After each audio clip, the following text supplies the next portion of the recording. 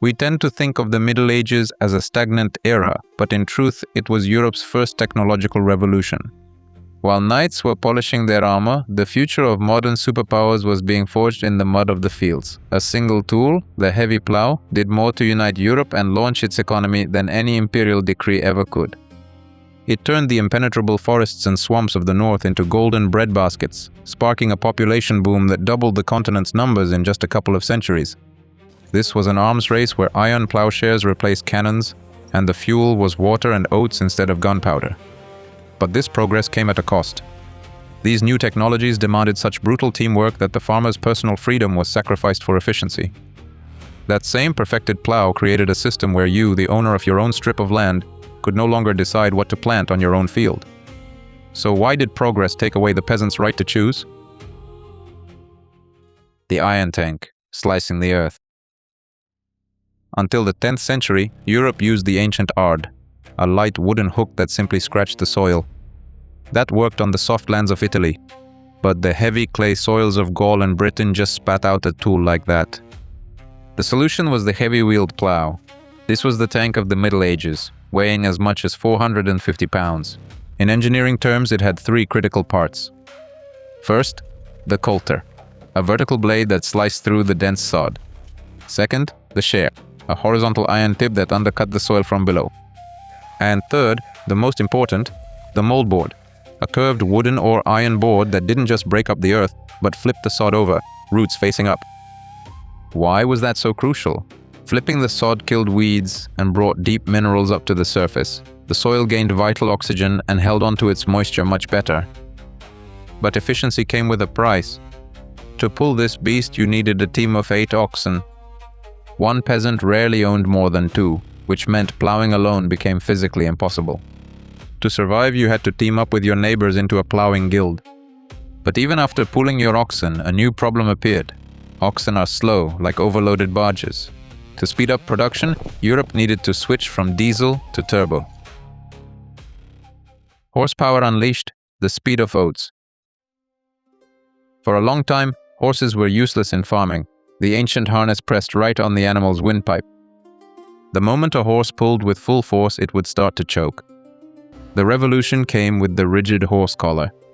It shifted the load from the neck to the shoulders and chest. The result was staggering. A horse worked 1.5 times faster than an ox and had far more stamina. The second piece of the puzzle was the iron horseshoe. In the wet climate of northern Europe, horses' hooves would soften and crack, crippling the animal. The horseshoe let a horse work on heavy soil and rocky roads throughout the whole year. Switching to horses meant switching to high-octane fuel, oats. Oxen could live on grass, but horses needed grain. That forced peasants to rethink their entire farming system. Technology was now pulling biology along with it. To feed the new engine, farmers had to invent the magic of the 3 fields. But crop rotation wasn't just a planting schedule, it was a strict algorithm, and breaking it meant famine for the entire village. The 3-field trick, doubling food. For a long time, Europe lived on a 2-field system. Half the land was planted, half lay fallow. It was inefficient. The breakthrough came with the 3-field system. Now all the arable land was split into 3 equal parts. The first field was sown with winter crops in the fall, wheat or rye. That was the people's bread. The second field got spring crops, oats or barley, sown in spring. That was horse feed and the base for beer. The third field was left fallow. Livestock grazed there, fertilizing the soil with manure. Each year, the field swapped roles. This system let Europe use 2/3 of its land instead of just half, and it was a buffer against bad weather.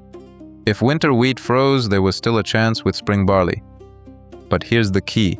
Spring legumes like peas and beans, planted on the second field, enriched the soil with nitrogen, preventing exhaustion. The European diet became more diverse. More plant protein entered the menu. But this perfect system demanded that all the village's fields work like a single, synchronized clock. And this is where personal freedom ended. If the whole village went to winter crops, you couldn't just leave your own plot fallow. And that turned the map of Europe into a strange kind of barcode. The barcode landscape, collective farming. If you look at a map of a medieval manor from above, it looks like a barcode. This is the open field system. The land wasn't divided into square farms. It was made of hundreds of long, narrow strips. Your holding might consist of 20 to 30 of these strips, scattered across different ends of the communal land. Why strips? Because of that heavy plow. Turning that massive machine with 8 oxen was incredibly hard, so they plowed in long straight lines, furlongs, to minimize turns. And why were the strips scattered? That was the community's insurance policy. In one corner the soil might be drier, in another, richer. Somewhere, water would pool. By spreading the strips among all families, the community made sure no one got only bad land, and no one could hoard all the best soil. But this patchwork meant there could be no fences. All work had to start and finish at the exact same time. If the community decided to let cattle graze on the stubble after harvest, your strip had to be cleared. Otherwise, your neighbor's cows would eat your crop. The land was yours, but the schedule for using it belonged to the collective. Growing the harvest was only half the battle. You also had to turn it into food. And that's when the first robot of the Middle Ages stepped in, owned by only one person, the Lord. The power monopoly, Lord of the Mill. The water mill was the pinnacle of medieval engineering. It was the first machine to replace muscle power with the energy of nature. A mill worked faster than 100 women with hand querns, but it was astronomically expensive to build and maintain.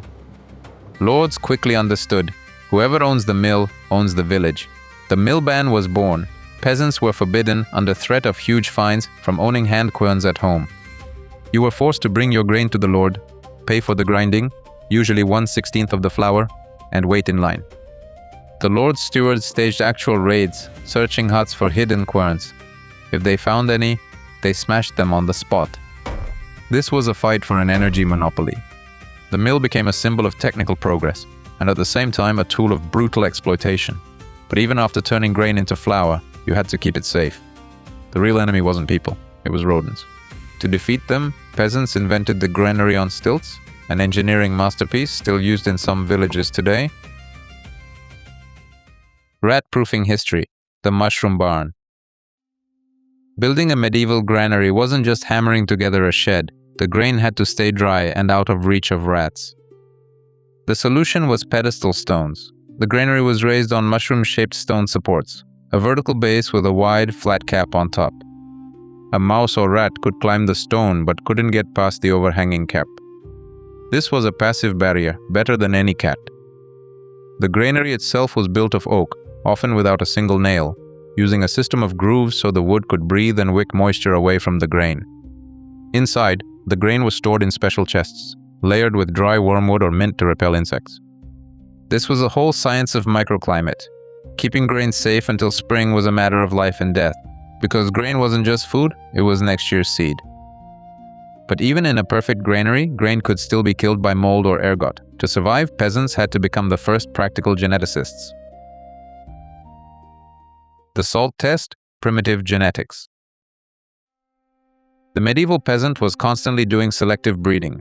Every year during threshing, the largest, heaviest, healthiest ears of grain were picked by hand for sowing. This was a centuries-long process of creating varieties resistant to the local climate. They understood the importance of changing the blood. Peasants from different manors often traded sacks of grain, knowing that seeds from far away might yield a better harvest on their soil. Special attention was paid to fighting ergot, a poisonous fungus that caused St. Anthony's fire, hallucinations, and gangrene. Before sowing, they might wash the grain in salt water. The light, infected seeds would float, the healthy ones would sink. This wasn't science as we know it. It was centuries of accumulated hands-on experience. Peasants knew which grain gave more gluten for bread and which was better for malt in beer. They built the biological foundation of Europe, layer by layer, improving the quality of life for an entire continent. Medieval technology, the heavy plow, the horse collar, the three-field system, pulled Europe out of the darkness of the early centuries and fed millions of people. But this progress came at the cost of freedom. The new tools were too big for one man alone, and the new field systems would not tolerate individualism. The village became a single, smooth-running machine, and everyone was just a cog. What do you think was harder for a medieval person, learning to handle the heavy plow, or spending years learning to negotiate with stubborn neighbors about what to sow on the common field? How often do you manage to reach an agreement with your neighbors? Let us know in the comments. Learning the rules of the heavy plow was hard, But even harder was not getting tangled up in the laws of the manor. Were you really a free poor man or a wealthy slave? Watch the video about rights and freedoms in the Middle Ages.